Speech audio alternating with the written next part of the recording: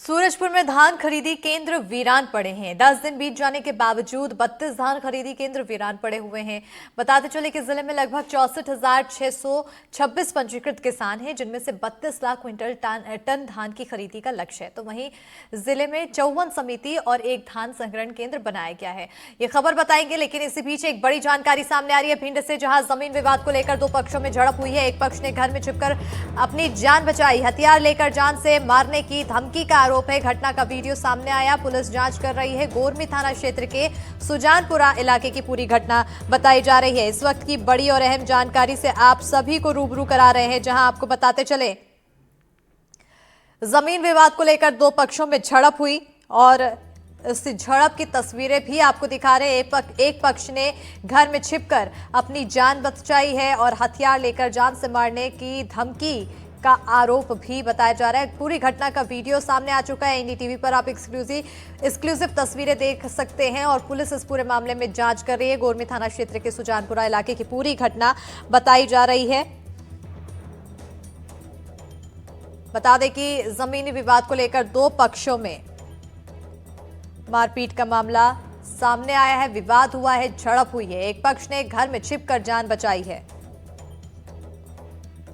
हथियार लेकर जान से मारने की धमकी का आरोप है। तो घटना का वीडियो भी सामने आ चुका है, आप देख सकते हैं तस्वीरों में, जहां पर गोरमी थाना क्षेत्र के सुजानपुरा इलाके की पूरी घटना बताई जा रही है। और वहीं पुलिस भी मामले में जांच में जुटी हुई है। आपको एक्सक्लूसिव तस्वीरें दिखा रहे हैं, जहां पर कहीं ना कहीं इस झड़प के बाद अब पुलिस स्थिति को कैसे कंट्रोल करती है, इसी पर ज्यादा जानकारी के साथ सहयोगी दिलीप सोनी फोन लाइन पर जुड़ चुके हैं। दिलीप, आखिर इस घटना को लेकर क्या कुछ जानकारी, क्या विवाद अभी भी जारी, पुलिस की जांच कहां तक?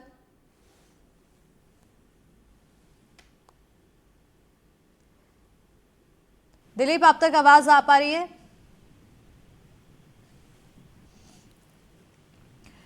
तो सहयोगी से जुड़ने की कोशिश करेंगे, लेकिन तस्वीरें लगातार आपको एक्सक्लूसिव दिखा रहे हैं, जहां पर विवाद की झड़प की ये तस्वीरें हैं। एक पक्ष घर में छिपकर अपनी जान बचाता हुआ नजर आ रहा था, तो दूसरा पक्ष हथियार के दम पर धमकी दे रहा था मारने की, जिसके बाद इस पूरी घटना का वीडियो भी सामने आ गया है। और वहीं वीडियो के आधार पर अब पुलिस आगे की जांच करेगी। पुलिस मौके पर पहुंच चुकी है। पूरा मामला आपको बताते चले कि गोरमी थाना क्षेत्र के सुजानपुरा का बताया जा रहा है।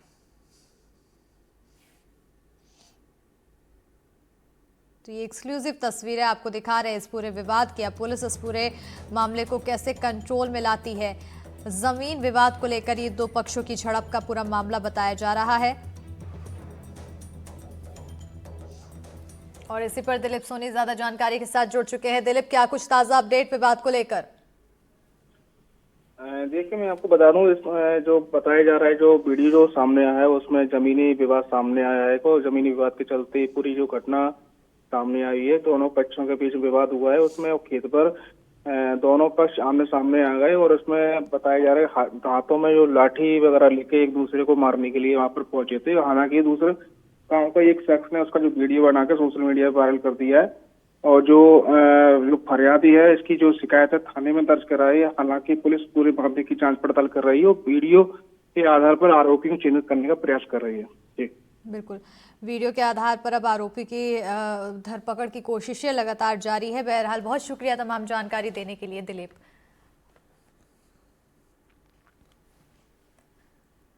बढ़ेंगे आगे। जबलपुर में एक बार फिर एनडीटीवी की खबर का असर हुआ। खाद की कमी दिखाए जाने के बाद कलेक्टर दीपक सक्सेना एक्शन में आए और उन्होंने अब लॉटरी सिस्टम से खाद का वितरण शुरू किया है। यानी अब किसानों को तड़के 4 बजे से पूरे दिन लाइन में नहीं लगना पड़ेगा। खाद की आवश्यकता का आवेदन तहसीलदार कार्यालय में जमा कर दिया जाता है और उसी दिन लॉटरी से पर्ची निकाली जाती है। इसके बाद किसान को खाद मिल जाती है। जबलपुर में जल्द ही ऑनलाइन आवेदन की सुविधा भी मिलेगी। जबलपुर जिले के किसान खाद के लिए बहुत परेशान हो रहे थे। सुबह 3 बजे 4 बजे से आते थे और लाइन में लगने के बाद शाम को बिना खाद लिए खाली हाथ लौट जाते थे।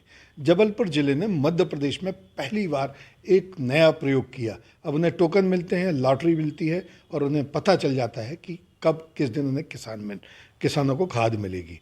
अब एक और इसमें नया प्रयोग किया जा रहा है।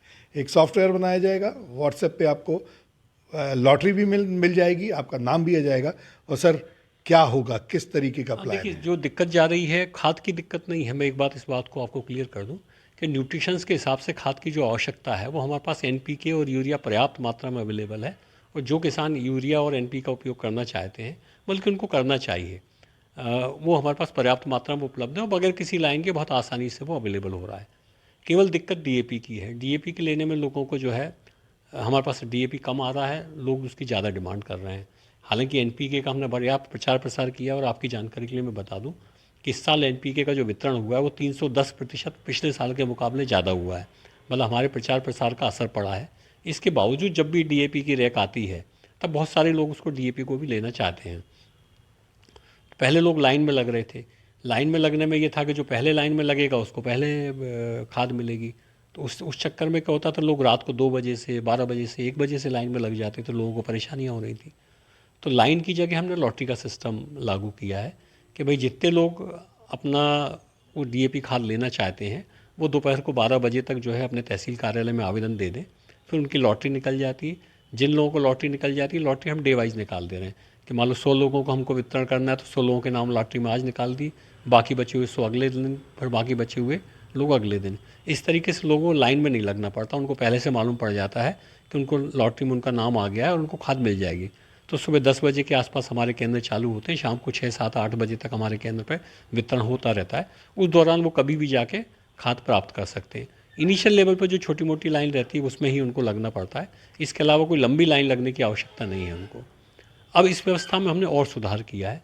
और सुधार ये किया है कि हम एक इस तरह का एप्लीकेशन बना रहे हैं जिसमें कि हम डीएपी खाद जो लोग लेना चाहते हैं उनसे ऑनलाइन एप्लीकेशंस ले लेंगे। ऑनलाइन एप्लीकेशंस के आधार पे हम ऑनलाइन ही जो एक लॉटरी का सिस्टम बनाएंगे, उससे लॉटरी निकल जाएगी, उनको सूचित हो जाएगा कि इतनी तारीख की लॉटरी में उनका नाम निकला है।